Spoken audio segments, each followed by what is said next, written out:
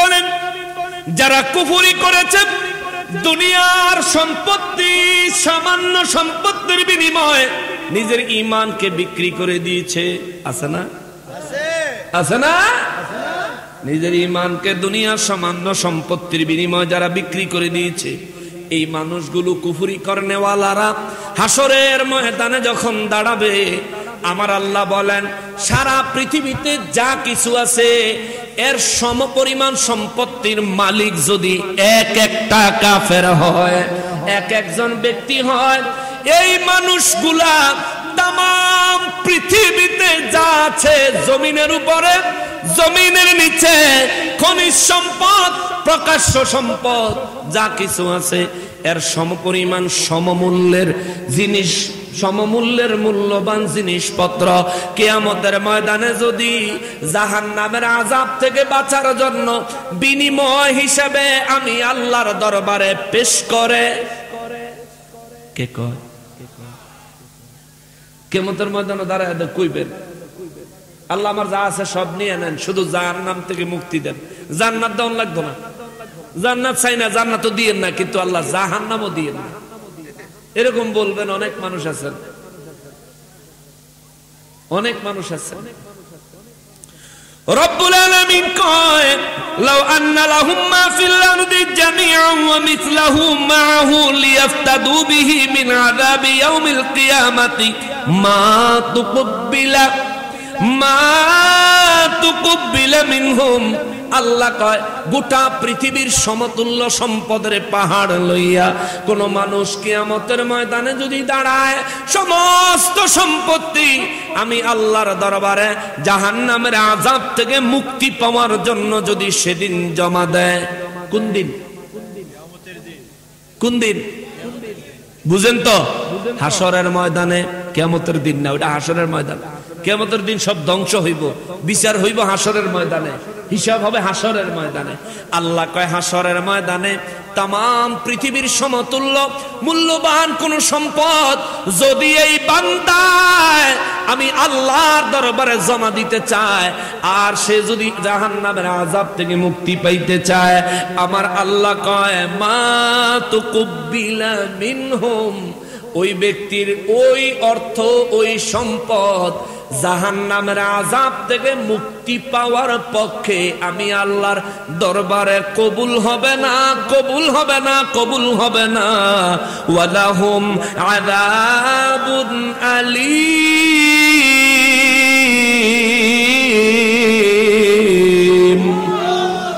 আল্লাহ কয় তার জন্য কঠিন, কঠিন, কঠিন থেকে কঠিন তর আযাবের ব্যবস্থা আমি আল্লাহ করে দিয়েছি, রেখে দিয়েছি। যত কিছুই দিবি কাজ হবে না। আমার মুসলমান ভাইয়েরা, ও সুন্নি মুসলমানেরা, আমল আখলাক এখনো সময় আছে ঠিক করেন। ওরে ওয়াহাবি আহলে হাদিসের দলেরা রে, এখনো সময় আছে, ঈমান আকীদা ঠিক করো। তোমাদের মধ্যে আমল বেশি আর সুন্নিদের মধ্যে আমল কম। তোমাদের মধ্যে ঈমান কম, সুন্নিদের মধ্যে ঈমানি জজবা, ঈমানি জালওয়া, ঈমান নবীর প্রেম বেশি। সুন্নিরা রে, সুন্নিরা রে, ও নবীর প্রেমিকেরা, যদি আপনারা ইবাদত বন্দেগী করতে পারেন, আমার নবী বলেন আখলিস দীনাকা ইয়াকফিকাল আমালুল কলিল। হাদিসের মধ্যে দুইটা অংশ, একটা অংশে নবী কয় আখলিস দীনাকা, উম্মত তোর ঈমানটারে খাঁটি কর, ঈমানটাকে মজবুত কর। আলহামদুলিল্লাহ, আলহামদুলিল্লাহ, আলহামদুলিল্লাহ, আমরা ঈমানের ক্ষেত্রে কোনো দিকে ত্রুটি বিচ্যুতিতে নাই। চিৎকার দিয়া কন মারহাবা। আল্লাহর নবী রাহমাতুল লিল আলামিন 1450 বছর আগে বলেছেন আখলিস দীনাকা, উম্মত তোর ঈমানটারে খাঁটি কর। ইয়াকফিকাল আমালুল কলিল, তোর আমল যদি হাসরের ময়দানে কম পাওয়া যায়, দুনিয়ায় আমল করছো ভরপুর, কিন্তু কোরআন শুদ্ধ ছিল না, নিয়ম কানুন ঠিক মতো জানতা না, যার কারণে বহু ইবাদত করার পরেও কোনো না কোনো কারণে বরবাদ হয়ে গেছে। হাসরের ময়দানে যায় যদি তোর আমল নামায় আমলের পরিমাণ কম থাকে, চিন্তা করিস না, চিন্তা করিস না। শাফাআতি লি আহলিল কাবাইর মিন উম্মতি, আমি নবী তোরে শাফাআত করে পার করে নিয়ে যাব। ওরে কবর হাসর পুল সিরাতে কোন আপন পাবে না, কবর হাসর পুল সিরাতে কোন আপন পাবে না, যে জন পাবে সে জন হবে শাহে মদিনা, শাহে মদিনা। উম্মতের কষ্ট নবী সইতে পারেন না, যে জন হবে আপনা সে তো মদিনা।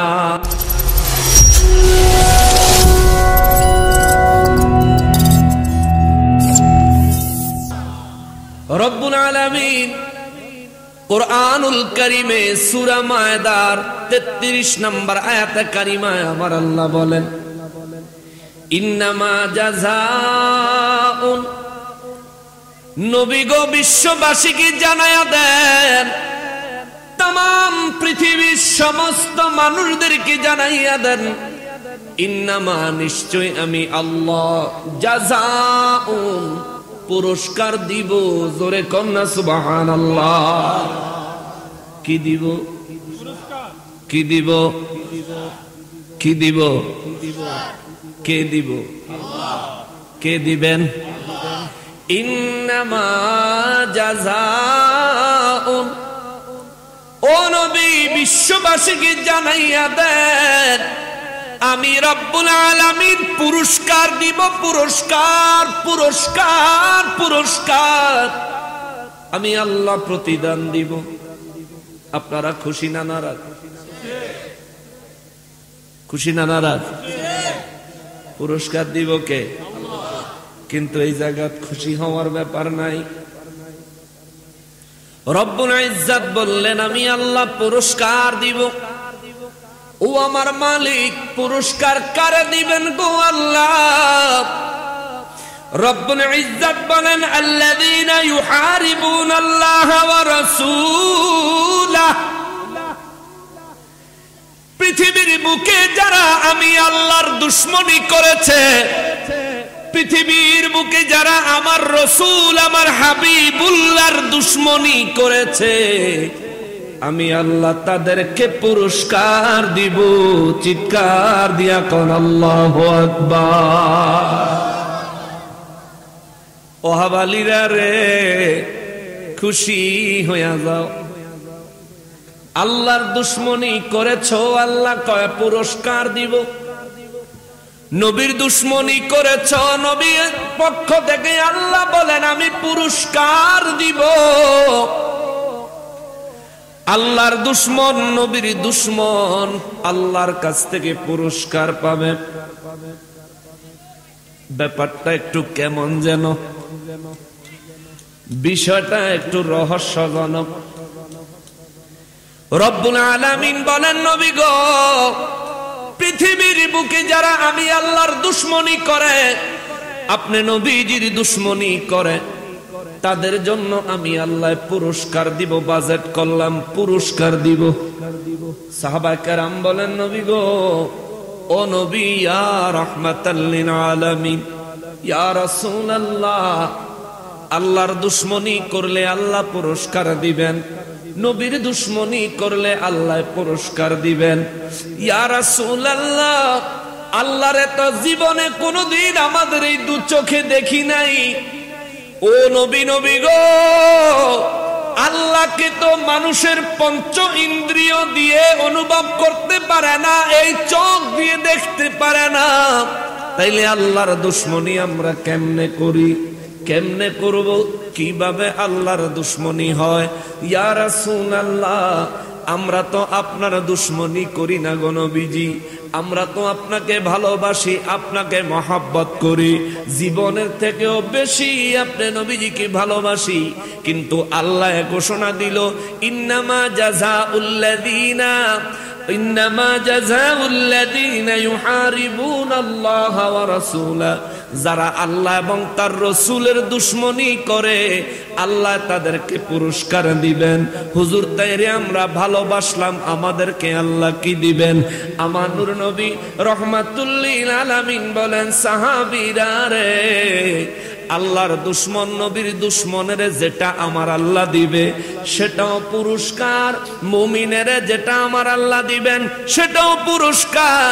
তবে পুরস্কারের মধ্যে পার্থক্য আছে, মুমিনের পুরস্কার হবে জান্নাত, আর মুনাফিক কাফের বেঈমান আল্লাহ এবং তার রাসূলের দুশমনের পুরস্কার কি হবে? এই আয়াতের সামনের দিকে আমার আল্লাহ নিজে ওয়াজ করেছেন, চিৎকার দিয়া কোন সুবহানাল্লাহ। সাহাবায়ে কেরাম বলেন, নবী গো, ও দয়াল নবীজি, রব্বুল ইজ্জাতের দুশমনী মানুষ কেমনে করে? হাদিসে কুদসি মুবারকে আমার আল্লাহ নূর নবী রাহমাতুল লিল আলামিনের কাছে ওহী মুবারক পাঠায় আল্লাহ বলেন, হুজুর বিশ্ববাসীরে বলে দেন, মান আদালি ওয়ালিয়ান ফাকাদ আযানতুহু বিল হারব। পৃথিবীর বুকে যেই ব্যক্তি আমার ওয়ালির দুশমনী করে, আমার ওলি, আমার প্রিয় বান্দা, আমার মুহসিন বান্দার দুশমনী যে ব্যক্তি করে, ওই ব্যক্তি আমি আল্লাহর দুশমনী করে। আর যে আমার দুশমনী করে, আমার ওলির দুশমনীর মাধ্যমে আমি আল্লাহ তার বিরুদ্ধে যুদ্ধ ঘোষণা করলাম।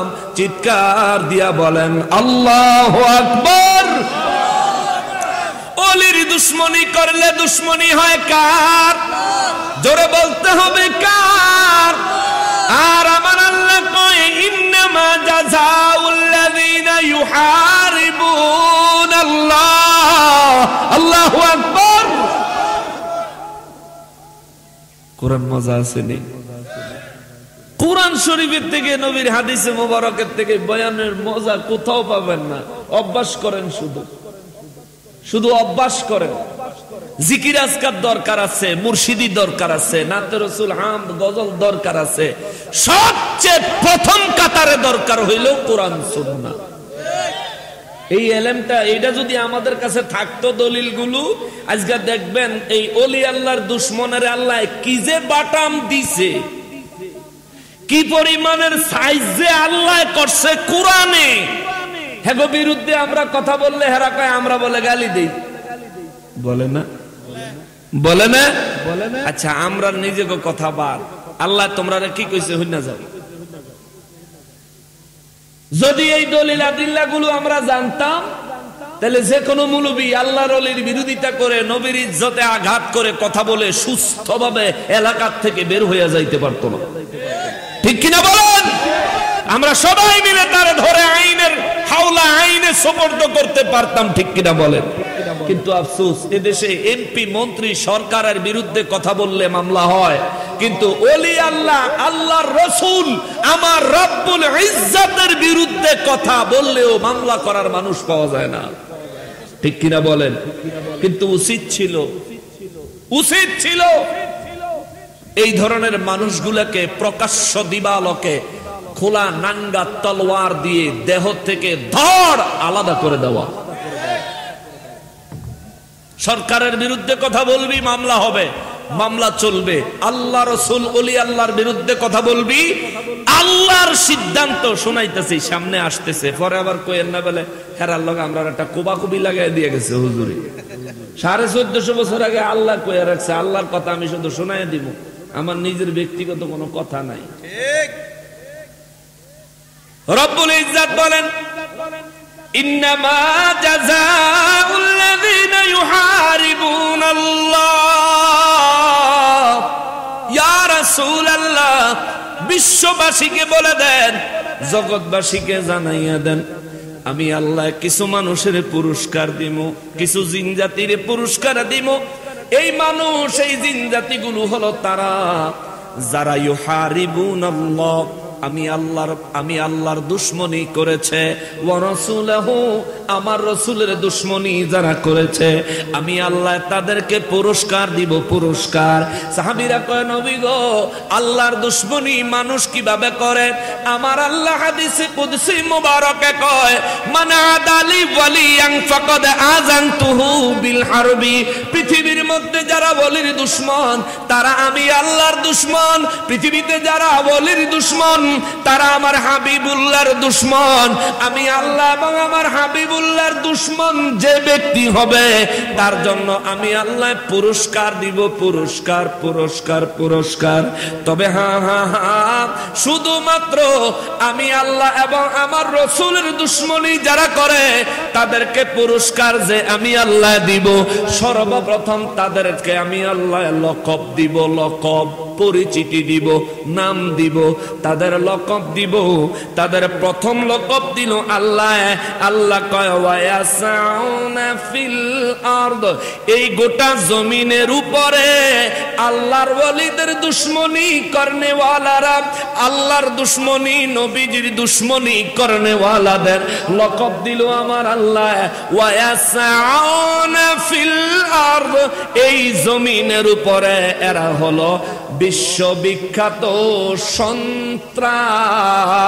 জোরে কন্যা আল্লাহু আকবার।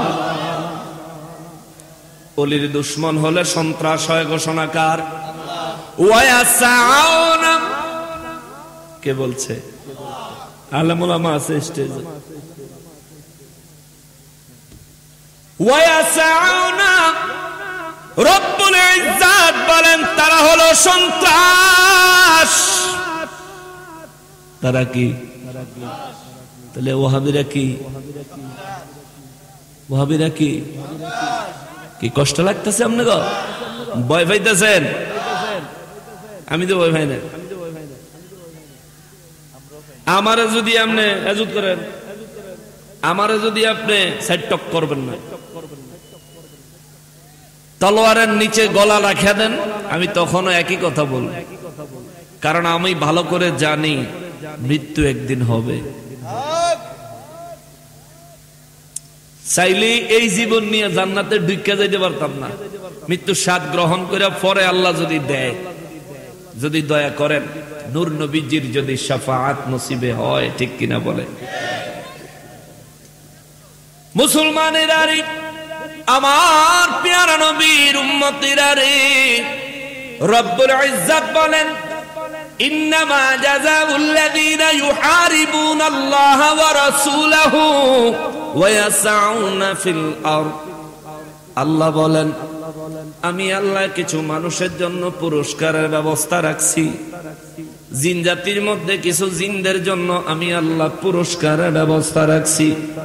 যারা আল্লাহর দুশমন, যারা নবীর দুশমন, যারা দুনিয়ার জমিনের উপরে সমাজে সন্ত্রাসী কর্মকাণ্ড করে বেড়ায়, আমার রব্বুল ইজ্জাত বলেন আমি আল্লাহ তাদের জন্য পুরস্কার রাখছি, পুরস্কার। এমন কি আল্লাহ বলেন ফাসাদা, দুনিয়ার জমিনে যারা ফাসাদ সৃষ্টি করে, ফিতনা লাগায়, ফিতনাবাজ সমাজে আছে না নাই? আছে। সারা জীবন মিলাদ শরীফ পড়তাম দাঁড়াইয়া, ফিতনাবাজ আয়া ফতোয়া লাগায়া দিল, কয় দাঁড়ায়া পড়লে বেদাত, কেউ কয় শিরক, কেউ কয় হারাম, ঠিক কিনা? 14 গোষ্ঠী মিলাদ পড়ছে দাঁড়ায়া। শাহজালাল বাবা ইসলাম নিয়ে আসলো, শাহজালাল বাবা নবীজির সালাম দে দাঁড়ায়া, ঠিক কিনা? শাহপরান বাবা 360 আউলিয়া, ওই তো কল্লা শহীদ বাবা আখাউড়া শুয়ে আছে, হযরত কল্লা শহীদ বাবা যান। ইনারা আনলেন ইসলামে দেশে, তিনারা দাঁড়ায়া মিলাদ শরীফ পড়লেন, তিনারা মানুষের কবর জিয়ারত করা শিখাইলেন। আজানে, কামত, নামাজ, কালাম, দোয়া, কালাম, মুনাজাত সব কিছু আল্লাহর ওলিরা এদেশের মানুষের কাছে মদিনা মুনাওয়ারার নূর নবীজির নির্দেশ মোবারকের জমিনে, এই বাংলার জমিনে নিয়ে আসলেন। অথচ ওই আল্লাহর ওলিদের দরবারে যাইতেও বদমাইশে নিষেধ করে। আল্লাহর ওলিদের দেখানো পথ মতকে পাল্টানোর জন্য সে চেষ্টা করে। আল্লাহর ওলিদের দরবারে গেলে মন গড়া মতো উল্টা পাল্টা ফতোয়া দিয়া বেড়ায়। আমার রব্বুল ইজ্জত 1450 বছর আগে এই ফিতনা বাজের কথা বলে রাখছেন। এখানে আল্লাহ কয়, যারা আল্লাহর দুশমন, যারা নবীর দুশমন, যারা সমাজে ফিতনা ছড়ায়, যারা সমাজে ফাসাদ লাগায়, যারা দুনিয়ার জমিনের উপরে সন্ত্রাসী কর্মকাণ্ড করে বেড়ায়, আল্লাহ বলেন হাবিব বিশ্ববাসীর জানায়া দেন, আল ফিতনাতু আশাদ্দু মিনাল কতল।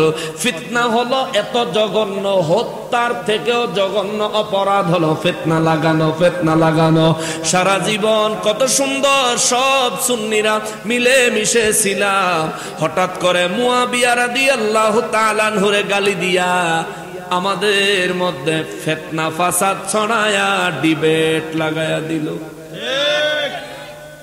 ঠিক কিনা বলেন? এটা একটা ফাসাদ, এটা একটা ফিতনা।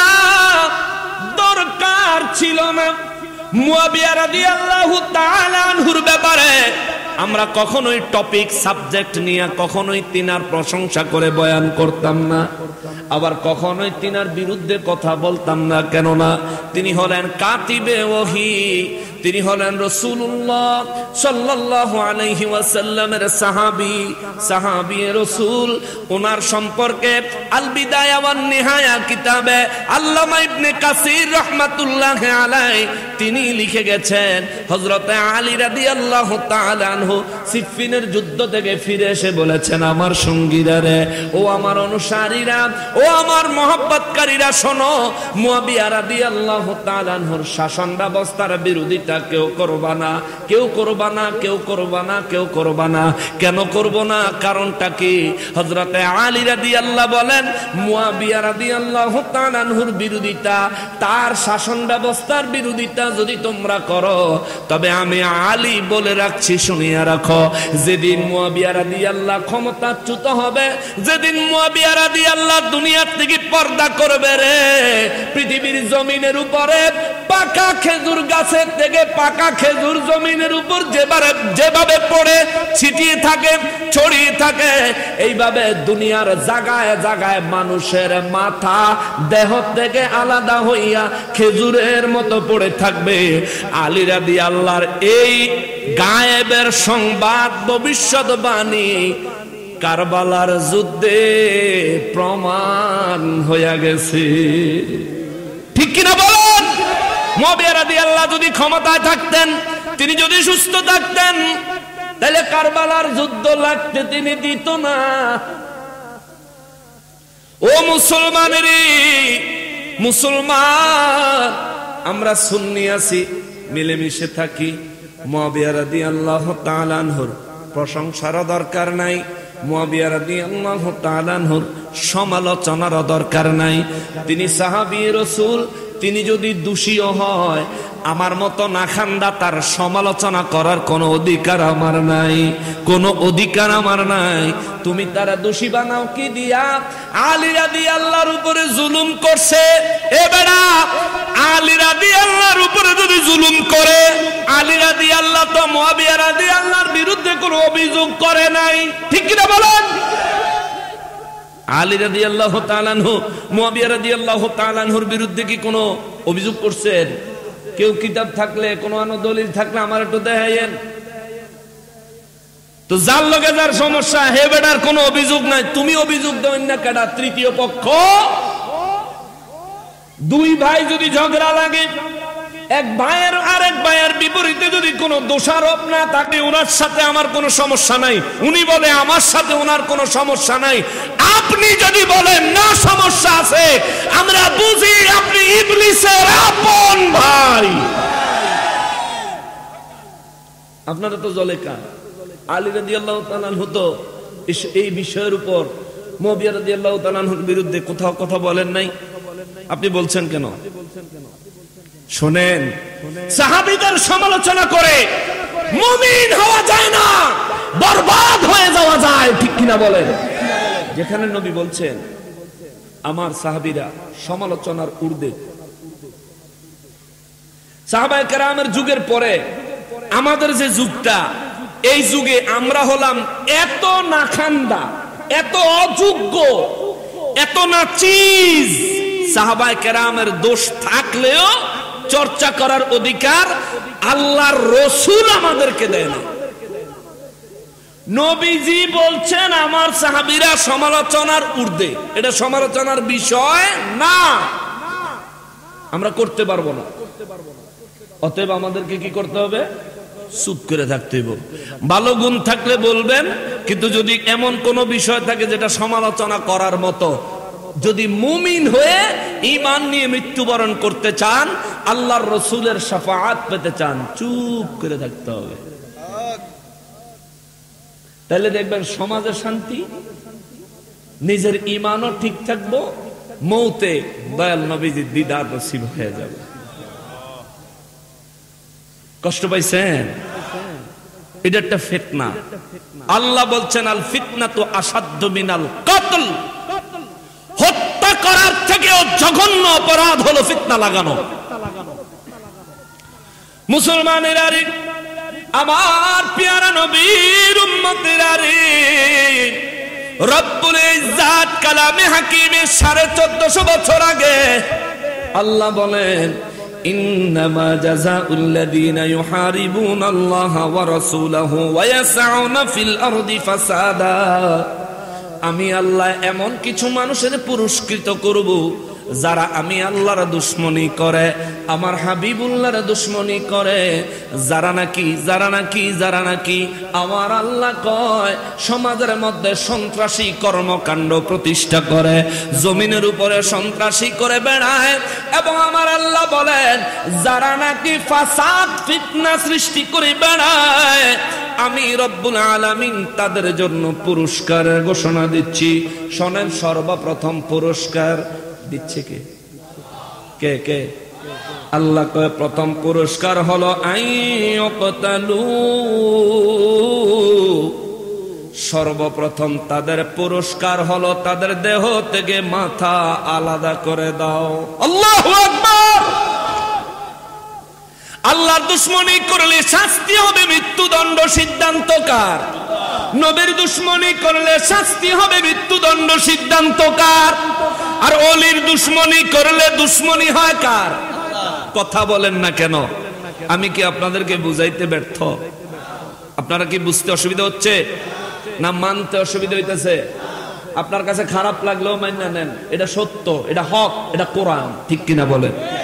এটা সত্য, এটা হক, মেনে নেন, কাজে দিব। আর যদি গোরামি গাদ্দারি নিয়ে থাকেন কোনো লাভ হইতো না। নকশবন্দি হুজুরে ওয়াজ করছে, দূর এবারে খালি গাইল যায়। এই নকশবন্দিরে বাদ দেন না, নকশবন্দির সাবজেক্টের থেকে বাদ দিয়ে দেন যে আল্লাহ কোরআনে আমারে যেটা কইছে আমি এটা মানি। কে বললো দেখার সময় নাই, কি বললো যদি মূল্যবান হয়, গুরুত্বপূর্ণ হয়, আপনি গুরুত্ব দেন, আপনার হায়াতে মৌতে রিজিকে দৌলতে বরকত দিয়ে দিবে কে? পারেনি তো মুসলমানেরা রে। রব্বুল ইজ্জাত বলেন ও বিশ্ববাসীরা রে, আমার দুশমনী করলে প্রথম পুরস্কার আইয়াকতুলু, মৃত্যুদণ্ড। কেমন মৃত্যুদণ্ড? দেহ থেকে মাথা আলাদা, দেহ থেকে মাথা আলাদা। যে ব্যক্তি ওলি আল্লাহর দুশমনী করবে, ইসলামী শরীয়তে তার শাস্তি হইল দেহ থেকে মাথা আলাদা করে দাও। আল্লাহু আকবার।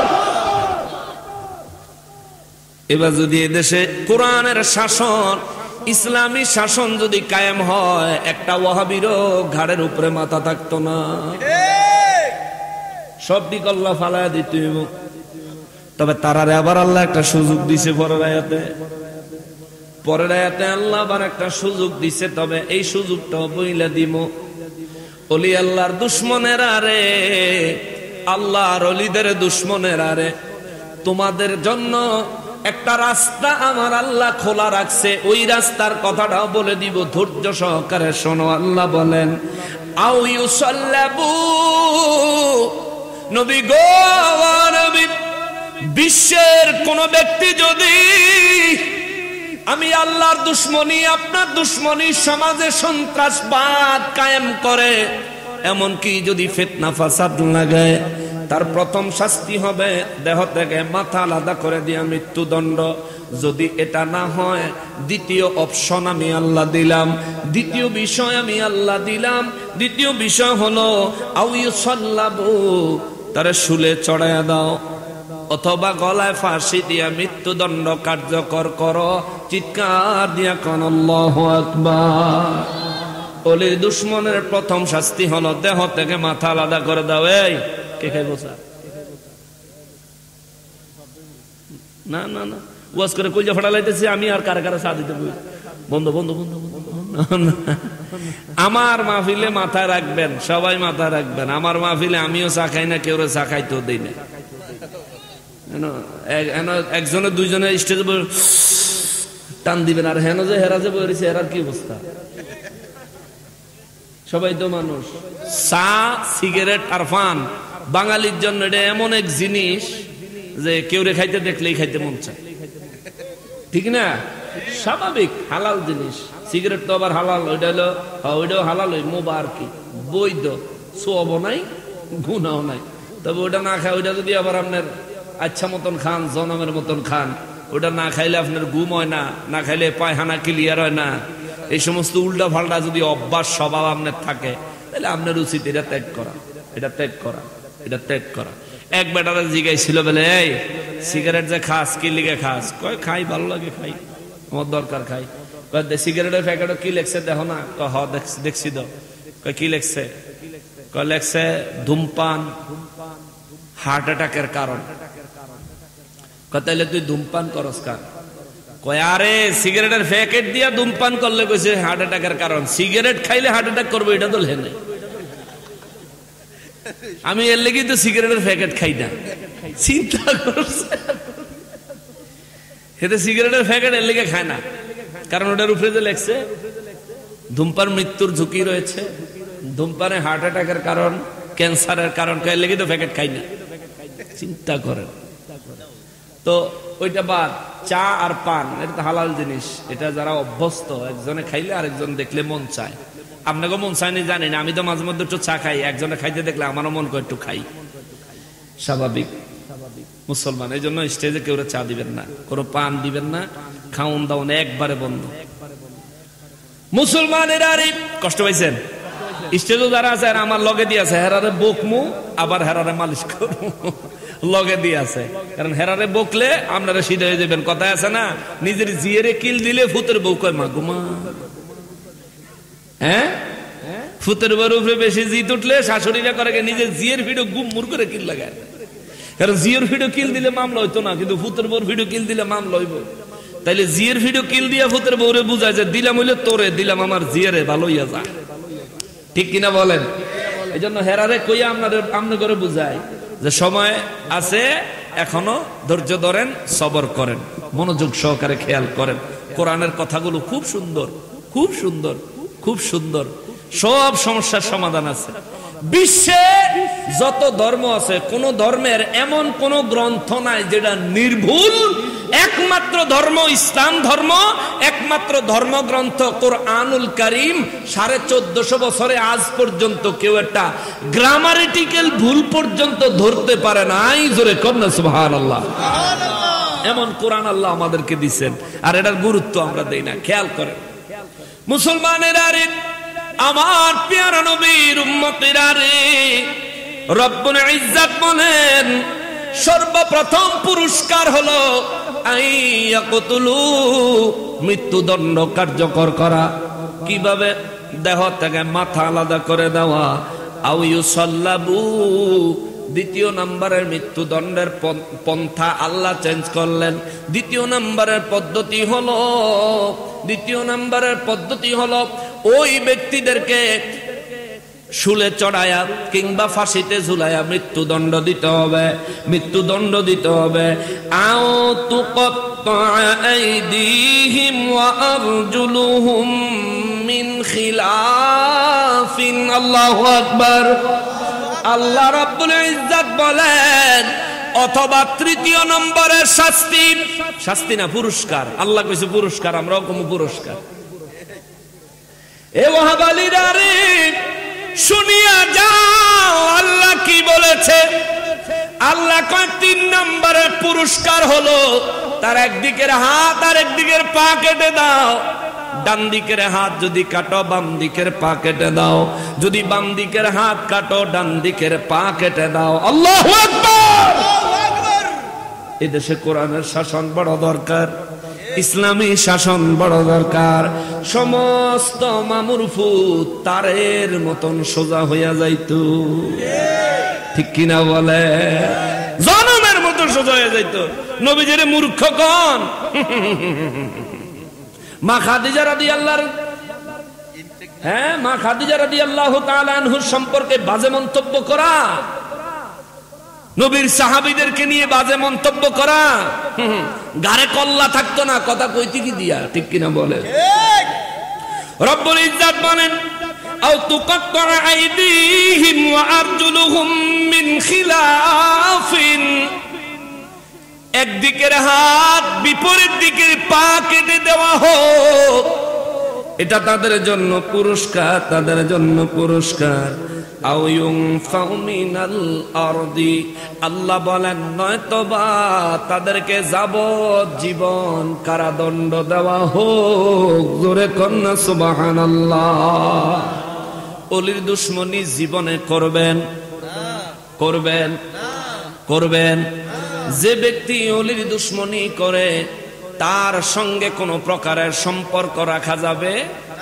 কারণ এটা মৃত্যুদণ্ডের আসামি। কথা বলেন ঠিক কিনা? আল্লাহর কাঠগড়ায়, আল্লাহর বিচারে, নূর নবীজির দরবারে এটা মৃত্যুদণ্ডের আসামি, মৃত্যুদণ্ডের আসামি। আপনারা হয়তো মনে মনে ভাবতেছেন মানুষ যদি মরে যায়, মানুষের মৃত্যুদণ্ড যদি কার্যকর হয়ে যায় তাইলে তো শাস্তি শেষ হয়ে যায়। আপনাদের ভাবনাটা সত্য, তবে এই ভাবনাটা সত্য হবে যদি শাস্তিটা মানুষ মানুষের দেয়। এই শাস্তিটা তো দিছে কে? কে দিছে? কে দিয়েছে? আল্লাহ কয় শাস্তি শেষ হয় নাই, মাত্র শুরু হইল। মৃত্যুদণ্ড দিয়া, নয়তোবা ফাঁসি দিয়া, নয়তোবা শুলে চড়ায়া, নয়তোবা তাদেরকে একদিকের হাত অপর দিকের পা কেটে পঙ্গু বানায়া দিয়া, নয়তোবা তাদেরকে যাবজ্জীবন কারাদণ্ড দিয়া তাদের বিচার, তাদের পুরস্কার মাত্র শুরু হইল। এরপরে আমার রব্বুল ইজ্জত কয় নবী গো যালিকা লাহুম খিজিয়ুম ফিদ দুনিয়া, এই মানুষগুলার জন্য, এই মানুষগুলার জন্য এইটুকু হলো দুনিয়ার জন্য লাঞ্ছনা। দুনিয়ার জন্য মানে মৃত্যুদণ্ড, আজ মৃত্যুদণ্ড প্রাপ্ত হবে সে তার গর্দান থেকে, দেহ থেকে মাথা আলাদা করে দেওয়া দিয়ে মৃত্যুদণ্ড কার্যকর করা হবে। আল্লাহ কয় এটা তার জন্য লাঞ্ছনার ব্যাপার, লাঞ্ছনার ব্যাপার, লজ্জার ব্যাপার দুনিয়ায়। তবে ওয়ালাহুম ফিল আখিরাতি আযাবুন আযীম।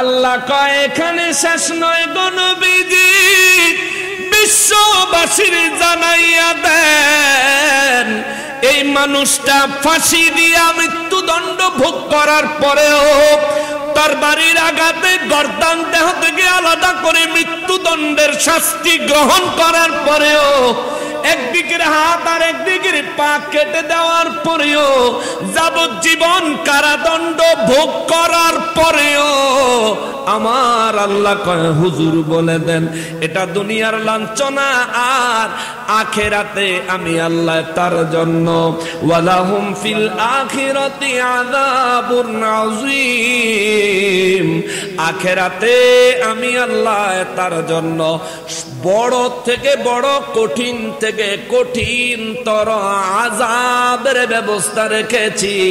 চিৎকার দিয়া কন্যা নাউযুবিল্লাহ। অলির দুশমনি করলে দুনিয়াতে শাস্তি ঘোষণা কার? আখিরাতেও শাস্তি ঘোষণা কার? তাইলে আল্লাহর ওলিদের দুশমন যারা দুনিয়ায় মৃত্যুদণ্ডের আসামি, আখিরাতে জাহান্নামের আসামি, কোনো সন্দেহ নাই। আছে নাকি? আছে।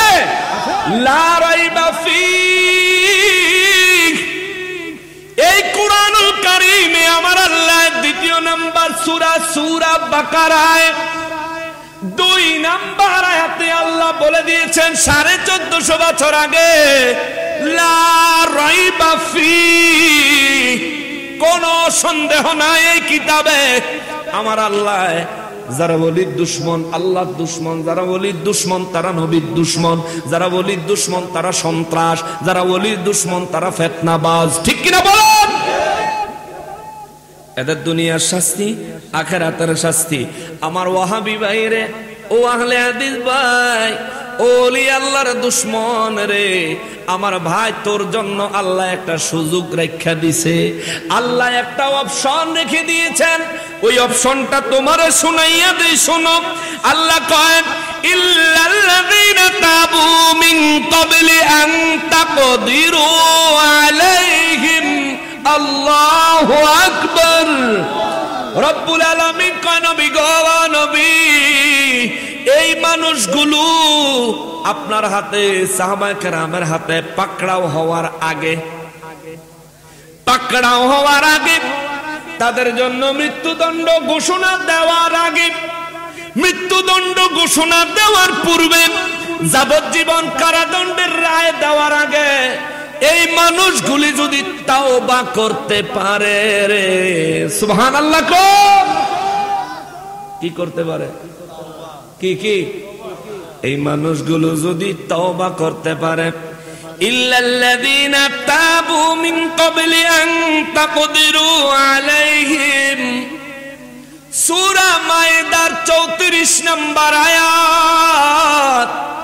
রব্বুল ইজ্জত বলেন, নবী গো, যদি এই মানুষটা তওবা করে ফেলতে পারে, আন তাকদিরু আলাইহিম, তার জন্য রায় ঘোষণা করার আগেই যদি এই ব্যক্তি ক্বাবলি আন তাকদিরু আলাইহিম, রায় ঘোষণা হওয়ার আগে যদি সে তওবা করতে পারে, তওবা, আল্লাহ কয়, ফালামু আন্নাল্লাহা গফুরুর রহিম।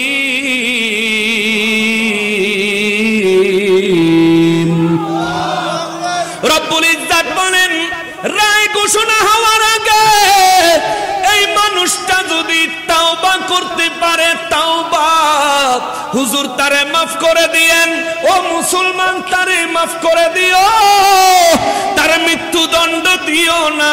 কারণ হইল, ফালামু, বিশ্ববাসীরে জানিয়ালো, জানিয়া রাখো,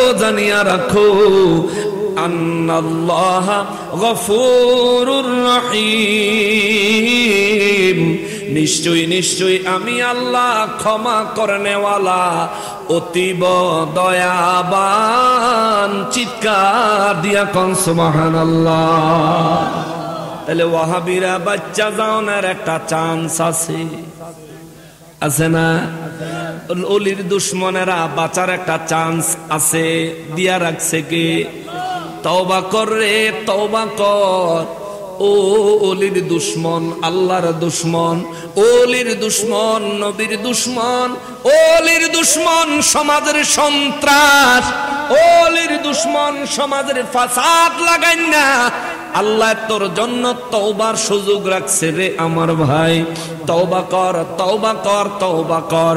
যদি তওবা করতে পারো, আল্লাহ কয়, ফালামু, বিশ্ববাসী রে জানিয়া রাখ, আন্নাল্লাহা গফুরুর রহিম, নিশ্চয়ই আমি রব্বুল আলামিন সমস্ত অপরাধের ক্ষমা করে আমি আল্লাহ খুশি হই। সমস্ত অপরাধের ক্ষমা করে এই অপরাধের উপর দয়া অর্পণ করে, দয়া প্রদর্শন করে, দয়া দান করে আমি আল্লাহ খুশি হই। চিৎকার দিয়া কোন সুবহানাল্লাহ। গেল ওলির দুশমনের কথা, এইবার আসেন ওলির প্রেমিকদের কথা। ওলির দুশমনের কথা গেল, এবার আসেন ওলির প্রেমিকদের কথা। কিছু মানুষ বারে বারে পিছনে চাইতেছে, কিতা তাহেরি সাহেব আইলে কি ফিসাইয়া খারুইয়া থাকবো, আইলে তো স্টেজ দিয়ে নাকি, এদিকে বারে বারে সাউন্ড আর কি আছে। আইলে তো 2 ঘন্টা 1.5 ঘন্টা বা 1 ঘন্টা অন্তত আলোচনা করব, বালা মতন জনমের মতন দেখেন। বাড়ির কাছে হইতো চাইলে তো ডেলি বাইক দিয়ে দেখে যান। আপনারা যদি এরকম পিছন দিকে ঘুরে ঘুরে চান তাহলে আমরা তো আইসি উদাও দিই। সবর করে বল না, আইব ইনশাল্লাহ। আইসি নাকি? অফিসের মানুষ কত হইছে দেখা লাভ নাই, তারা মহব্বত সহকারে তারা যে বয়ান শুনতেছে, এটা আমাদের বড় সৌভাগ্য। তারা রাস্তায় দাঁড়ায় কষ্ট, আপনারা তো আরাম করে বইছেন, হ্যাঁ আরামও করছেন। আরামের হারাম করে দিয়া, জিন্দিগিরে কুরবানি করে দিয়া, কুয়াশার ভিতরে বাইরে খারে খারে বয়ান শুনতেছে। হ্যাঁ, তারা কষ্ট আর বেশি করতেছে। এই জন্য আমি ওয়াজ মাহফিলে কখনো বলি না যে যারা খারিয়া রয়েছেন ভিতরে বন, আমি বলি না। যে দাঁড়ায় ভালো লাগে ভাই তুমি দাঁড়ায় শোনো, যে বসে ভালো লাগে বসে শোনো। আমার উদ্দেশ্য হইলো কোরআন শোনানো, আর তোমাদের উদ্দেশ্য হইলো কোরআন শুনন। তোমরা যদি শূন্য যাইতে পারো এতেই আমার কাফি। কথা বলেন ঠিক কিনা? আল্লাহ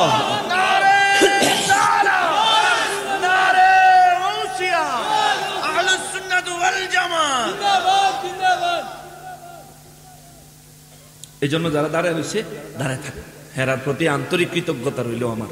থাকেন আমার ভাই, একদিন যদি আল্লাহ কবুল করে, যদি দয়া হয়, তারও মনের মধ্যে যদি রহমত চলে আসে, তাহলে একদিন চিন্তা করবো বাইরে খারা এত ওয়াজ হন নয় তো যাই ভিতরে বসেই কিছুক্ষণ শুনি, তো আরামেও শুনলাম, আবার জান্নাতের বাগানের ভিতরেও ঢুকে গেলাম, জান্নাতি মেহমানও হয়ে গেলাম।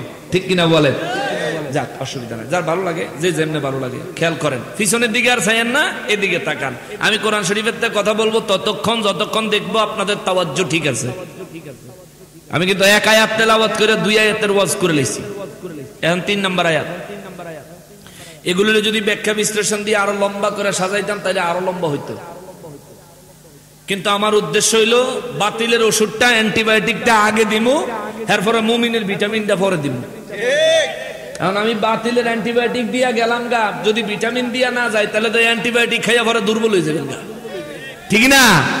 অ্যান্টিবায়োটিক ওষুধ খাইয়া পরে ভিটামিন খাওয়ান লাগে, নাইলে দুর্বল হইয়া মাথা ঘুরান দিয়ে রাস্তার কিনারে ঘুরে থাকে। ঠিক কিনা বলেন?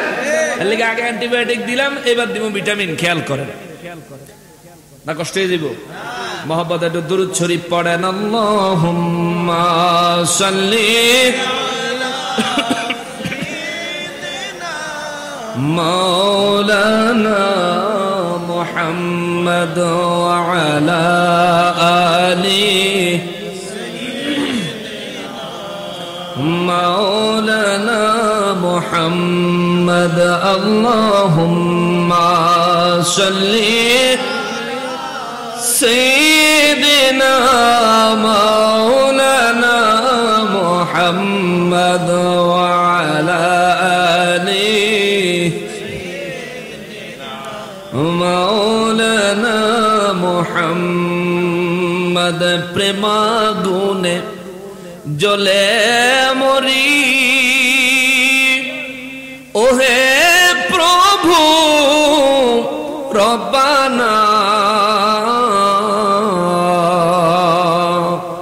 আমি যাহা যাহার প্রেমে পাগল, তিনি কাঁদেন মদিনা। আল্লাহুম্মা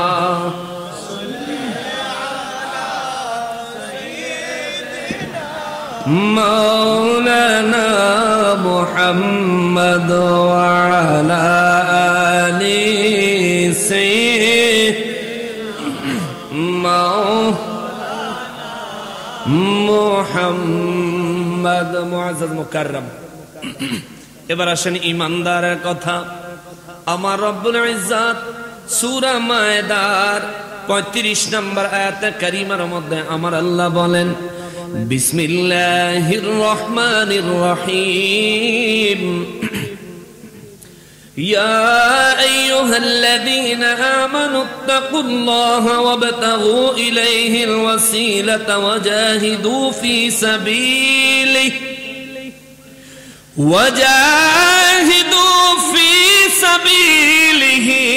লাআল্লাকুম তুফলিহুন। রব্বুল ইজ্জত বলেন, ইয়া আইয়ুহাল্লাযীনা আমানু, ও সম্মানিত ঈমানদার দলেরা। সুবহানাল্লাহ। আমরা ইমানদার, যারা ইমানদার, ইমানদারদেরকে আল্লাহ সম্মান দিয়ে ডাক দিলেন। রব্বুল ইজ্জাত বলেন, ইয়া আইয়ুহাল্লাযীনা আমানু, ও সম্মানিত ইমানদারেরা রে, ইত্তাকুল্লাহ, তোমরা আমি আল্লাহকে ভয় করো।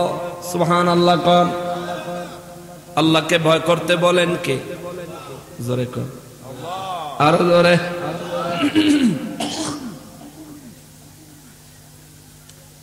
ইমানদারদেরকে আল্লাহ বলেন আমি আল্লাহকে ভয় করো। আমাদের ঈমান আসেনি, এত দুর্বল কা? আমাদের ঈমান আসেনি।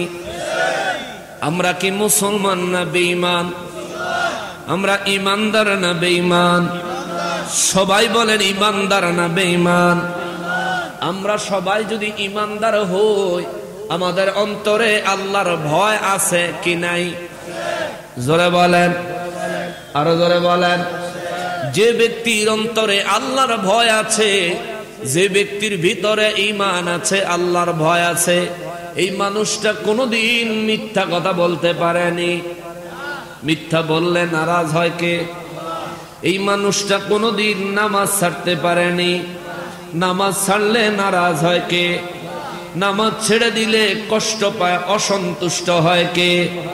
নামাজ ছেড়ে দিলে খুশি হয় কে? জোরে কন, আরো জোরে কন। ইবাদত ছাড়লে খুশি হয় কে? ইবাদত করলে খুশি হয় কে? যে ব্যক্তির অন্তরে আল্লাহর ভয় আছে, ওই ব্যক্তি কোনোদিন ফরজ আমল ছাড়তে পারে না, ঠিক কিনা? যে ব্যক্তির অন্তরে আল্লাহর ভয় আছে, ওই ব্যক্তি কোনোদিন ওয়াজিব সুন্নাতে মুআক্কাদা কোন ইবাদত ছেড়ে দিতে পারে না। যে ব্যক্তির অন্তরে আল্লাহর ভয় আছে, ওই ব্যক্তি কোনোদিন মিথ্যা কথা বলতে পারে না। যে ব্যক্তির অন্তরে আল্লাহর ভয় আছে, ওই ব্যক্তি কোনোদিন ওজনে কম দিতে পারে না। যে ব্যক্তির অন্তরে আল্লাহর ভয় আছে, ওই ব্যক্তি কোনোদিন জোর কইরা আরেকজনের জমি বুক দখল করতে পারে না, ঠিক কিনা? তাইলে আমাদের ভিতরে আল্লাহর ভয় আছে না নাই? আওয়াজ কমে গেছে। আমাদের ভিতরে আল্লাহর ভয় আছে না নাই? আল্লাহর ভয় আছে, মিথ্যা কথাও বলি, আল্লাহর ভয় আছে, নামাজও কাজা করি, আল্লাহর ভয় আছে, অন্যায় কাজও করে বেড়াই, আল্লাহর ভয় আছে, মুসলমানের ক্ষতিও করে বেড়াই। তার মানে বোঝা যায় আমাদের ভিতরে আল্লাহর ভয় আছে, কিন্তু যে মনটা থাকা দরকার তেমনটা যেমন ভয় ইমানদারের অন্তরে থাকা দরকার, তেমন ভয় আমাদের অন্তরে। এখন ওই ভয় আমরা হাসিল করতে চাই কি চাই না? যে ভয় মিথ্যা থেকে মানুষকে বাঁচায়, যে ভয় মানুষকে গভীর ঘুম থেকেও নামাজের সময় জাগিয়ে দেয়, যে ভয় মানুষকে অন্যের সম্পদ জোর করে বুক দখল করার থেকে দূরে সরায় রাখে, যে ভয় মানুষকে জাহান্নামের পথ, জাহান্নামের মত ত্যাগ করতে সাহায্য করে, যে ভয় মানুষকে দ্বীন ইসলামের পরিপূর্ণ রজ্জুকে আঁকড়ে ধরার জন্য সাহায্য করে, এমন ভয় আমাদের অন্তরে পয়দা করার দরকার আছে না নাই? জোরে বলেন, আছে না নাই? তাহলে আমাদের ভিতরে যেটুকু ভয় আছে, এই ভয়টারে পরিমাণে কি কমাইতে হইব না বাড়াইতে হইব? বাড়াইতে হইব। কেমনে বাড়াইবেন? বাড়ানোর উপায় কি? কিভাবে বাড়াবেন? আমার আল্লাহ নিজে ফর্মুলা দিয়ে দিছেন। বান্দারে, ও বান্দা, আমি আল্লাহর ভয় তোমার অন্তরে কি পরিমাণে রাখলে যথেষ্ট হবে? কিভাবে আমি আল্লাহর ভয় তোমার অন্তরে পয়দা করতে হবে? কেমন ভয় তোমার অন্তরে প্রতিষ্ঠিত করতে হবে? আল্লাহ রাব্বুল ইজ্জাত আমাদেরকে অ্যাডভাইস পরামর্শ দিলেন। আল্লাহ কয়, ইমানদার যদি পরিপূর্ণ ভয় অন্তরে রাখতে চাও, ওয়াবতাগু ইলাইহিল ওয়াসিলা, কেমনে পরিপূর্ণ ভয় আমি তোমার অন্তরে পয়দা করবা। যদি জানতে চাও, শিখতে চাও, মানতে চাও, তাইলে ওসিলা তালাশ করো, ওসিলা তালাশ করো, ওসিলা তালাশ করো। এই ওসিলা দিয়া আল্লাহর ওলিদের দিকে ইঙ্গিত দিয়া আল্লাহ বুঝিয়ে দিয়েছেন, বান্দা আমি আল্লাহকে কতটা ভয় করলে যথেষ্ট ভয় হবে। যদি জানতে চাও, শিখতে চাও, বুঝতে চাও, হাতে কলমে যদি শিক্ষা এবং ট্রেনিং অর্জন করতে চাও, তাইলে আমার মুহসিন বান্দা আমার ওলিদের কাছে যাও। আমার ওলিরা তোমাকে জানায়া বুঝায়া দেখায়া তোমার অন্তরে পরিপূর্ণ আমি আল্লাহর ভয় সেটিং করে দিবে, ফিটিং করে দিবে। চিৎকার দিয়া কোন সুবহানাল্লাহ। এই জন্য আল্লাহ কয় ওয়াবতাগু, আর তোমরা তালাশ করো ইলাইহিল ওয়াসিলা, ওসিলা তালাশ করো, ওসিলা। ওয়াহাবীর গোষ্ঠীরা কয় ওসিলা তার লেভেলে শিরক বলে না, বলে বলে ওসিলা দলে নবীজির ওসিলা দিয়া দোয়া করলে বলে শিরক, ওলি আল্লাহর ওসিলা দিয়া দোয়া করলে বলে শিরক। আরে বেয়াদবের দল, আল্লাহ নিজে কোরআন শরীফ সূরা মায়েদা 35 নম্বর আয়াতে শিখিয়ে দেয়, ইয়া আইয়ুহাল্লাযীনা আমানুত্তাকুল্লাহ, হে সম্মানিত ঈমানদারের দলেরা রে, আমি আল্লাহকে ভয় করো। ওয়াবতাগু ইলাইহিল ওয়াসিলা, এবং ওসিলা তালাশ করো, ওসিলা তালাশ করো, ওসিলা তালাশ করো। জোরে কন্না সুবহানাল্লাহ। যদি আমরা ওসিলা তালাশ করি আল্লাহর পরিপূর্ণ ভয় অন্তরে পয়দা করার জন্য, তাইলে আমার আল্লাহ আমাদেরকে কি দিবেন দেখেন। আল্লাহ কয় বান্দারে, ও বান্দা যদি তুমি আমি আল্লাহর ভয় পরিপূর্ণ অন্তরে রাখতে পারো, পয়দা করতে পারো এবং ওসিলা তালাশ করতে পারো, আমার আল্লাহ কয় ওয়াজাহিদু ফি সাবিলিহি, এবং আমি আল্লাহর পথে জিহাদ করো, জিহাদ, জিহাদ করো, জিহাদ। জিহাদে আসগর, জিহাদে আকবর। জিহাদ হলো দুই প্রকার। জিহাদে আসগর যেটা যুদ্ধের ময়দানে তরবারে নিয়ে ঝাঁপায়া পড়া, এটা হলো ছোট জিহাদ। আর জিহাদে আকবর এটা হলো বড় জিহাদ, নিজের নফসানিয়তের সঙ্গে নিজে জিহাদ করা। নিজের নফসে কয় মিথ্যা বলো, আমি জিহাদ করব না, না না মিথ্যা বলবো না, জীবন যায় যাবে, প্রাণ যায় যাবে, মাথা যায় যাবে, গর্দান যায় যাবে, সম্পদ যায় যাবে, সন্তানাদি যায় যাবে, কিন্তু মিথ্যা বলতে পারবো না। কেননা আমার ভিতরে ভয় আছে আল্লাহর, আমি কখন কি করি না করি আমারে সব সময় দেখে কে। জোরে কোন কে? মুসলমানের। এই জন্য আল্লাহ কয় ওয়াজাহিদু ফি সাবিলিহি, এবং আমি আল্লাহর পথে তুমি জিহাদ করো, জিহাদ, জিহাদ, জিহাদ। নিজের নফসানিয়তের সঙ্গে জিহাদ করবি। আল্লাহর ওলিদের দুশমনি যারা করে তাদের বিরুদ্ধে জিহাদ করবি। যদি হাতের দরকার হয় হাত দিয়ে, মুখের দরকার হলে মুখ দিয়ে, মিডিয়া দরকার হলে মিডিয়া দিয়া, মাহফিলের দরকার হলে মাহফিল দিয়া, বাহাসের দরকার হলে বাহাস দিয়া। ঠিক কিনা বলেন?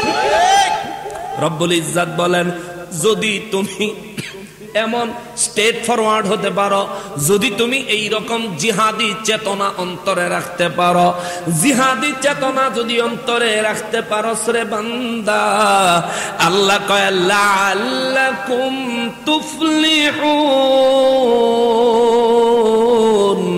আল্লাহ কয় বান্দারে, ও বান্দা, আমি আল্লাহ ওয়াদা দিলাম, ঘোষণা দিলাম, যদি ঈমান আনো, আমার ভয় অন্তরে পয়দা করতে পারো, এবং তুমি যদি দুনিয়ায় আমি আল্লাহর কাছে ওসিলা তালাশ করতে পারো, ও বান্দারে, যদি জিহাদি চেতনা অন্তরে রাখতে পারো,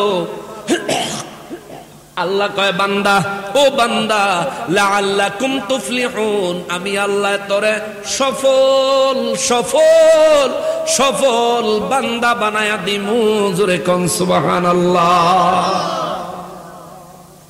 মুমিনের জন্য এটা হলো ভিটামিন। মুমিনের জন্য ভিটামিন হলো, ও মুমিন, হে মুমিন, আল্লাহর ভয় অন্তরে পয়দা করো রে ভাই। কথা বলার আগে চিন্তা করিও আল্লাহ খুশি হবে কি হবে না। কাজ করার আগে চিন্তা করিও আল্লাহ খুশি হবেন কি হবেন না। কাউকে কোনো কিছু দেওয়ার আগে, কারো কাছ থেকে কোনো কিছু নেওয়ার আগে চিন্তা করিও আল্লাহ খুশি হবেন কি হবেন না। তাইলে আপনি মুমিন। আল্লাহ বলেন আপনি সফলতা অর্জন করবেন, সফলতা অর্জনকারী হয়ে যাবেন। চিৎকার দিয়া কোন সুবহানাল্লাহ। আর যদি আপনি এমন না করেন, যদি কুফরি করেন, আল্লাহ রাব্বুল ইজ্জাত বলেন ইন্নাল্লাযীনা কাফারু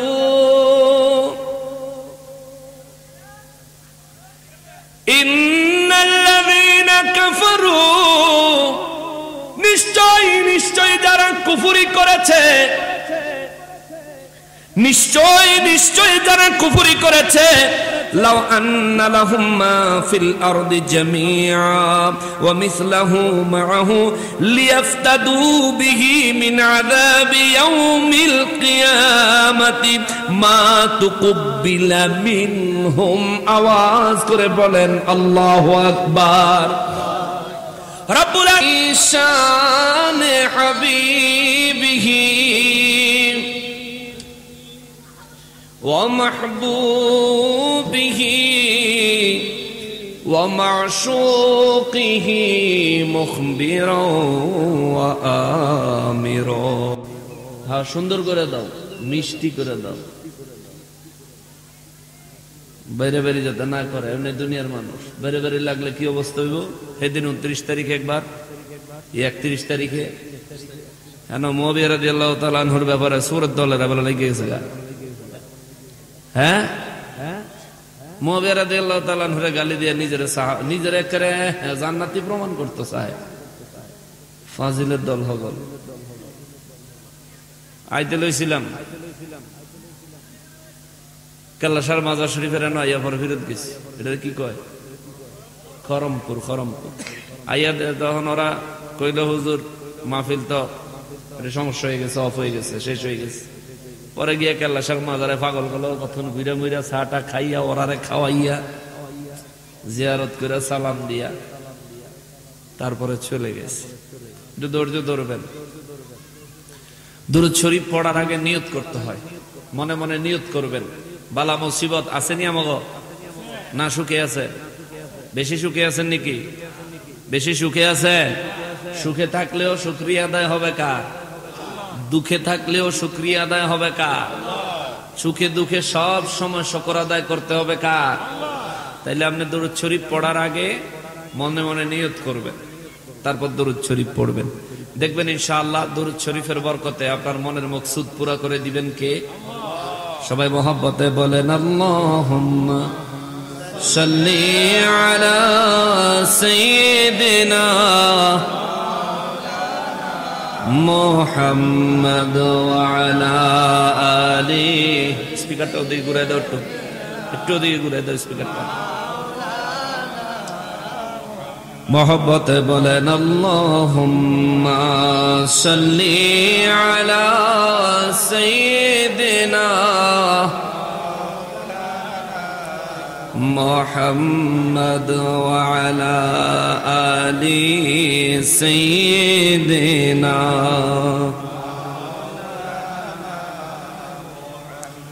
যারা গেল ওই মদিনায় তারা বড়ই ভাগ্যবান, পাবে তারা নবীজির শাফাত কঠিন হাশরের ময়দান। আল্লাহুম্মা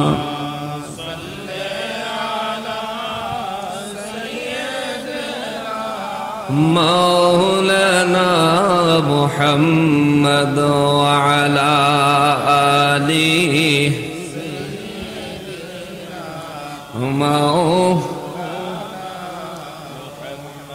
লা ইলাহা জোরে জোরে লা ইলাহা মোহব্বত লা ইলাহা। ছোট পোস্টার নাই, ছোট ও লা ইলাহা লা ইলাহা হাসবি রাব্বি জাল্লাল্লাহ বলো মাফি কলবি গায়রুল্লাহ হাসবি রাব্বি জাল্লাল্লাহ বলো মাফি কলবি লা নূর মুহাম্মদ সাল্লাল্লাহু লা ইলাহা ইল্লাল্লাহ লা ইলাহা ইল্লাল্লাহু লা ইলাহা ইল্লাল্লাহু লা ইলাহা ইল্লাল্লাহু লা ইলাহা ইল্লাল্লাহু লা ইলাহা ইল্লাল্লাহু লা ইলাহা লা ইলাহা ইল্লাল্লাহ মুহাম্মাদুর রাসূলুল্লাহ সাল্লাল্লাহু আলাইহি ওয়াসাল্লাম। সকলে উচ্চ আওয়াজে আল্লাহ পাকের শুকরিয়া আদায় করার নিয়তে জবান খুলে পড়ি আলহামদুলিল্লাহ। ছোট পোস্টার নাই মাশাআল্লাহ। মাহফিলের দিনে যদি পোস্টার না পাওয়া যায় তাহলে কবে পাইব? স্টেজে লাগবে। আর একবার শুকরিয়া আদায় করবে এজন্য যে পরওয়ারদিগারে আলম মেহেরবানি করে আজ 11 ফেব্রুয়ারি 2023 সাল রোজ শনিবার দিবাগত রাতে আয়োজিত ঐতিহ্যবাহী ব্রাহ্মণবাড়িয়া জেলাধীন, এটা কোন থানা? সুলতানপুর থানাধীন শাহপুর এলাকায় কাদরিয়া দরবার শরীফে আয়োজিত হযরত শাহ সুফি ডাক্তার আব্দুল জব্বার শাহ রহমাতুল্লাহ আলাইহির 15তম বার্ষিক বিশাল ইসারে সওয়াব ওয়াজ এবং দোয়া মাহফিল সুন্নি মহাসম্মেলনে আমাদেরকে আসার, অবস্থান করার এবং বসার যে সুযোগ, যে তৌফিক রব্বুল ইজ্জত আমাদেরকে এনায়েত করেছেন, তার জন্য জবান খুলে উচ্চ আওয়াজে আরো একবার শুকরিয়া আদায় করি আলহামদুলিল্লাহ। লক্ষ কোটি দুরুদ ও সালাম সরকারে কায়নাত সৈয়দুল মুরসালিন খাতিমুন নবীন রহমাতুল লিল আলামিন নূরে মুজাসসাম নূরুন আলা নূর হায়াতুন নবী, জিন্দা নবী, নবীদের নবী, উম্মতের কান্ডারি নবী, শাফাআতের কান্ডারি নবী, হাউজে কাউসারের মালিক নবী আমার পেয়ারা নবীজির নূরানি কদম মোবারকে স্বয়ং রব্বুল আলামিন যেন কবুল করেন। জবান খুলে পড়ি আমিন।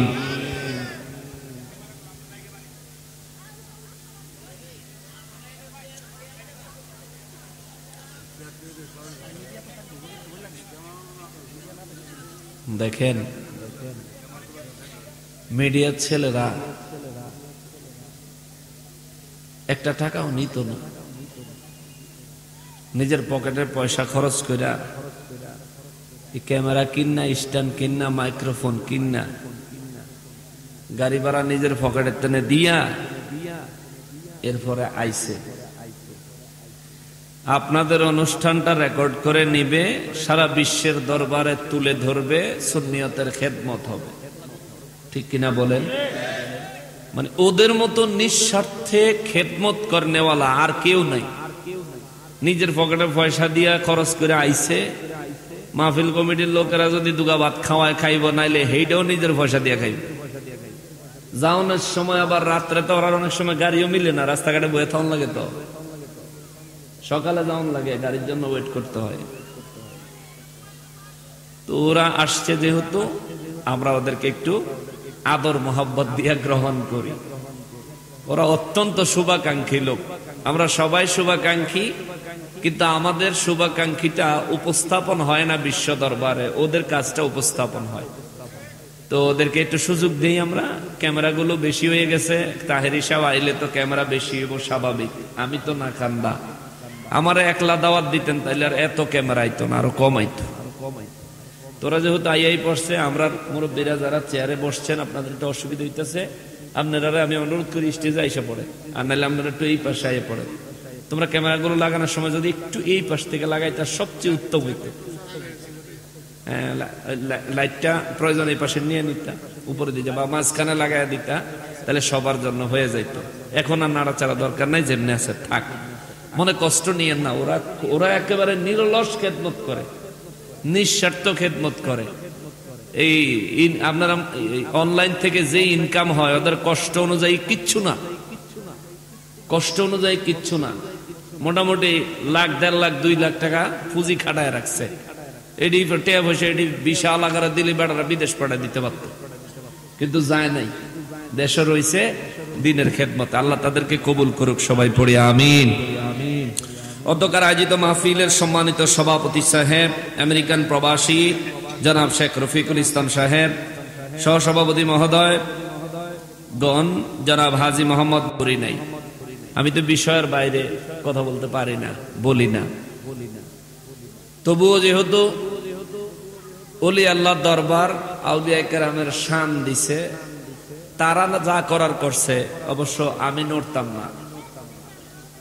আমি ঠিক আছে আউলিয়া কেরামের শানের উপরে কথা বলবো, সেই নিয়তেই আবার সাবজেক্ট চেঞ্জ করে আউলিয়া কেরামের শানে আনছি। সে নিয়ত করে কোরআনুল কারীম থেকে সূরা মায়দার 33 নম্বর আয়াতে কারিমা তেলাওয়াত করেছি। আমি বাজান 2 ঘন্টা যদি কথা বলি, আমি মুর্শিদি গাইতে পারবো না, মাঝখানে গজল নাতে রসুল গাইতে পারবো না। যদি 2-1 লাইন আসে, এটা কিসমত, ভাগ্যের বিষয়। কিন্তু এটুকু বলতে পারবো, 2 ঘন্টা কথা বললে 2 ঘন্টায় কোরআন হাদিসের উপরে কথা বলবো ইনশাআল্লাহ। তো যদি কোরআন হাদিস থেকে ইলম হাসিল করার পিপাসার্থ কোনো ব্যক্তি থাকেন, আপনার জন্য আজকের মাহফিল হবে মধুময়, আমার বক্তব্য হবে মধুময়। আর যদি কেউ জ্ঞানের পিপাসে না থাকেন, তাহলে আপনার জন্য এটা সময় লস করা ছাড়া আর কিছুই হবে না।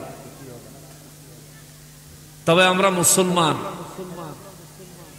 আমাদের উচিত কোরআন সুন্নাহ থেকে ইলম হাসিল করা, সেই মোতাবেক জীবন গঠন করা, পরিবার গঠন করা, সমাজ গঠন করা, রাষ্ট্র গঠন করা। কথা বলেন ঠিক কিনা? আমরা কোরআন সুন্নাহ থেকে দূরে, এগুলোর গুরুত্ব দেই না, একেবারে অবহেলিত জীবন। গতকালকে গিয়েছিলাম নোয়াখালী বেগমগঞ্জে, সব ওয়াহাবি, শতকরা 95% ওয়াহাবি। আমারা তো আবার এমন জায়গাত নেয় যেহেন সুন্নি 2-4-5 জন ছাড়া আর নাই, হেন আমারে নেয়, হুজুর আইয়েন ওয়াজ করে। তো ওখানে গেছি, পরে বললাম একটা কোরআন শরীফ দেন, একটা কোরআন শরীফ দিছে। উপরের অংশ নাই, ফিসের অংশ নাই, ফিসে দিয়া বেশ কিছু বেশ কিছু সূরা অভিযোগ দিয়া নাই, মানে সিরা। তো মাননীয় সংসদ সদস্য, নোয়াখালী 3 আসনের সংসদ মাননীয় এমপি মহোদয় ছিলেন পাশে, আমি ওনার দেখলাম, দেখেন এমপি সাহেব একটা কোরআন শরীফ চাইছিলাম, কোরআন শরীফ আইনা দিছে। এটা বেগমগঞ্জের চিত্র, কিন্তু এটা আমাদের দেশে প্রত্যেকটা সমাজে, প্রত্যেকটা এলাকায়, প্রত্যেকটা মুসলমানের ঘরে এই অবস্থা। কোরআন শরীফ কোথায় আছে খবর নাই, কোরআন শরীফ কেমন আছে তাও খবর নাই, পড়িও না, ধরিও না, দেখিও না। এখন যদি কাউকে জিজ্ঞেস করি আপনার মোবাইলের চার্জারটা কোথায় আছে, আপনি একদম এক বাক্যে বলে দিতে পারবেন। কিন্তু যদি জিজ্ঞেস করি, বলেন তো আপনার ঘরে কোরআনুল কারীমটা কোথায় আছে, মাথা চুলকাইয়া আধা ঘন্টা পরে বাড়িতে ফোন কইরা খবর লইয়া এরপরে বলতে হবে, ঠিক কিনা বলেন? আমরা মুসলমান। কোরআনুল কারীম নবীর সুন্নাহ মোবারক থেকে দূরে সরে গিয়েছি, যার কারণে আমাদের অধপতন, যার কারণে আমাদের বিপদ বালা মুসিবত, আপদ বালা মুসিবত থেকে আউলিয়া কেরামের সদকায়, নূর নবীজির খাতিরে আমাদেরকে হেফাজত করেছেন কে? আল্লাহ। ওই আল্লাহ শুকর আদায় করা দরকার আসেনি? দরকার আসেনি? আউলিয়া কেরামের মূল্যায়ন তো আমরা বুঝি না। যখন বিপদ লাগে, সিডর আইয়ে, নার্গিস আইয়ে, তুফান আইয়ে, ভূমিকম্প আসে, তখন আমাদের দেশের ওয়াহাবিরা সুইদ্যা কয়, ও লিহি আল্লাহর বাংলাদেশ, গৌস কুতুবের বাংলাদেশ, রহম করো আল্লাহ, রহম করো আল্লাহ। তুফান শেষ, ফকিন্নির ফোলায় কয়, ওলি আল্লাহর কাছে গেলে বেলে সেরে কইল। ঠিক কিনা বলেন? তুফান শেষ, বিপদ শেষ, আর হাতের মুখ দিয়ে ফতুয়া বার হয়। শোনেন, আল্লাহ তাআলা কালামে হাকিমে এদের উদ্দেশ্যে বক্তব্য দিচ্ছেন যারা আউলিয়া কেরামের বিরোধী, ওলি আল্লাহদের দরবারের বিরোধী। আমি আলোচনা শুরু করার আগে আপনাদেরকে অনুরোধ করব, স্টেজে আর কেউ উঠবেন? যদি স্টেজে কেউ আসার থাকেন চলে আসেন। স্টেজ থেকে কেউ নামবেন তাহলে এখনই নেমে যান। বয়ানের মাঝখান দিয়ে না উঠতে পারবেন না নামতে পারবেন। স্টেজে যারা বসে রয়েছেন ইন টোটাল রোবটের মতন, পুরা রোবট। মোবাইল চালান যাইতো না, আরেকজনের মুখের দিকে সাউন্ড যাইতো না, নড়াচড়া করান যাইব না, কথা বলা যাইব না, কারণ সবাই এদিকে তাকিয়ে আছে। একজনের মুভমেন্ট নড়লে সবার মনোযোগ নষ্ট হয়ে যাবে। আর আপনাদের মধ্যে মাঝখানে যারা বসছেন, আধা ঘন্টা বয়ান হইলে উঠে যাবেন এমন কে আছেন? একটু হাত উঠান। যে আধা ঘন্টা পরে দৌড়ও ভালো লাগতেছে না, হুজুরে খালি করেন হাদিস কয় জায়গা। যদি এরকম চিন্তা আপনার মধ্যে থাকে, আমি আপনাকে অনুরোধ করি দয়া করে উঠে যে কোনো একটা সাইডে গিয়ে বসেন। আপনার যখন মন চায় চলে যায়। আমি মানুষের ডাইকাই না ওয়াজ শোনাই না, কারণ ওয়াজ যত সস্তায় আপনারা পান এটা এত সস্তা জিনিস না। যত সস্তায় বয়ান ওয়াজ আপনারা আলেমদের জবান থেকে পান এটা এত সস্তা জিনিস না। আজকে আলেম আছে, দাওয়াত করতেছেন, পেয়ে যাচ্ছেন হাতের নাগালে। একটা সময় আসবে কিয়ামতের আলামত নবীজি বলেছেন, দুইজন ব্যক্তি একটা ফরজ ইবাদত লইয়া মতানৈক্য করবে, ঝগড়া করবে, রাহাজানি হবে। এই সারা পৃথিবীতে একজন আলেম খুঁজে পাওয়া যাবে না যিনি এই ফরজের মতানৈক্যটাকে দলিল দিয়ে সমাধান করে দিতে পারে। জোরে কোন আল্লাহু আকবার। একজন আলেম পাওয়া যাবে না। সেদিন বুঝবেন আলিমের আর আলেমের ওয়াজের কত মূল্য। আজকে বুঝবেন না। সেজন্য আপনারা ডাইক্কা না ওয়াজ শোনানোর কোনো দরকার নাই। মাইক লাগাইছে বাড়ির থেকেও শুনতে পারবেন। আপনি শোনেন, হেলায় হেলায় দিন কাটাইতে থাকেন। মনে রাখবেন, কলম দিয়ে লিখছেন, কালি শেষ হচ্ছে, কালি বাড়তেছে না, কালি কমতেছে। জীবন কাটাচ্ছেন, হায়াত কমতেছে, বাড়তেছে না, বাড়তেছে না, বাড়তেছে না। অনেকে বলে বয়স বাড়ে, আমি বলি না রে ভাই, বয়স বাড়ে না, বয়স কমে। ঠিক কিনা বলে? বয়স কমে। তোমার বাজেট আছে 50 বছর, চলে গেছে 20 বছর, তো তোমার বয়স কমে গেছে, ব্যালেন্স কমে গেছে। মোবাইলে টাকা রিচার্জ করলে একটা ব্যালেন্স, খরচ করলে কমে যায়। আপনার আমার হায়াত প্রতি নিঃশ্বাসে নিঃশ্বাসে, প্রতি মুহূর্তে, প্রতি সেকেন্ডে চলে যাচ্ছে। আমরা অবহেলায় দিন কাটাচ্ছি। আর খেয়াল করে দেখেন না, কত 80 বছরের মুরব্বী এখনো বেঁচে আছে, 20 বছরের যুবক মারা গেছে। এমন হয় কি হয় না? আবার 20 বছর 30 বছরের যুবক ঠিকই আছে, বাবাই আছে, ছেলে নাই, দাদাই আছে, নাতি নাই, নাতি আছে, দাদা নাই। অর্থাৎ আসার সিরিয়াল আছে, যাওয়ার কোনো সিরিয়াল নাই। চিন্তা করতে হবে। এখনই যদি মারা যান, এখন যদি মারা যান, দাফন করা পর্যন্ত অপেক্ষা। দাফন করলে সাথে সাথে আপনাকে 3টা প্রশ্নের উত্তর দেওয়াই লাগবে, দিতেই হবে 3টা প্রশ্নের উত্তর। এখন যদি মারা যান, এখনই হিসাবের সম্মুখীন হয়ে যাবেন, কিন্তু আপনার খবর নাই। আল্লাহ বলেন, বান্দা, মৃত্যু তোমার ঘাড়ের সাহারগের থেকে আরো কাছে। ঘাড়ের সাহারগ যেটা ছিঁড়ে গেলে মানুষ আর বাঁচে না, আল্লাহ বলেন ওই রোগের থেকে আরো কাছে তোমার মৃত্যু। কিন্তু আমরা মনে করি আরে অনেক দিন বাঁচবো। মৌতের চিন্তা করতে হবে। এই জন্য বলি, কোরআন সুন্নাহর কথা সস্তা জিনিস নয় যতটা সহজে আপনারা পেয়ে যান।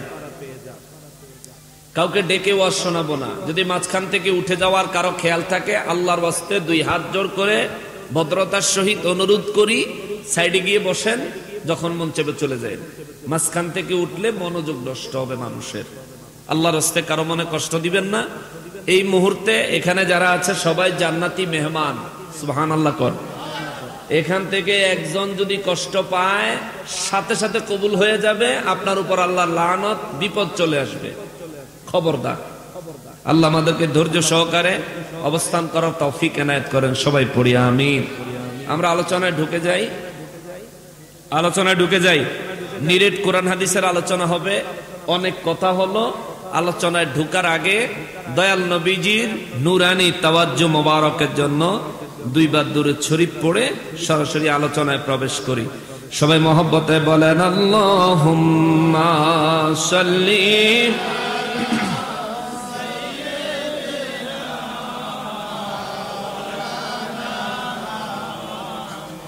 ওয়া আলা আলি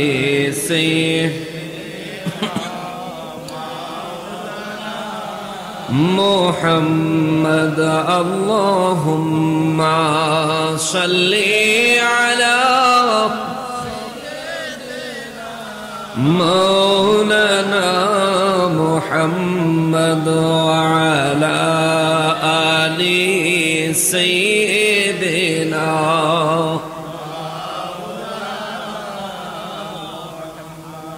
মুআজ্জাজ মুকাররম। সূরা মায়েদা কুরআনুল কারীমের সিরিয়ালে 5 নাম্বার সূরা। সূরা মায়েদার 33 নাম্বার আয়াতে কারীমা আমি গুনাহগার তেলাওয়াত করেছি। আল্লাহ রাব্বুল ইজ্জত বলেন, বিসমিল্লাহির রহমানির রহিম, ইন্নামা জাযাউল লাযীনা ইউহারিবুনা আল্লাহা ওয়া রাসূলাহু ওয়া ইয়াসআউনা ফিল আরদ। আওয়াজ করে পড়েন সুবহানাল্লাহ। ঠিক কিনা বলেন? ঠিক।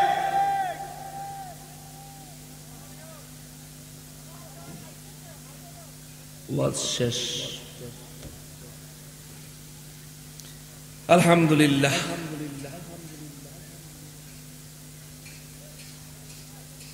এরপরে কাফেরদের অনেক লম্বা বিস্তৃতি আছে।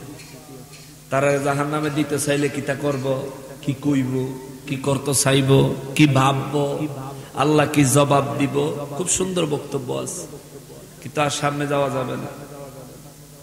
মাইকের সাউন্ডটা আমার কাছে সন্তুষ্টজনক না। ভালোই, মাইকটা ভালোই, কিন্তু সন্তুষ্টজনক না।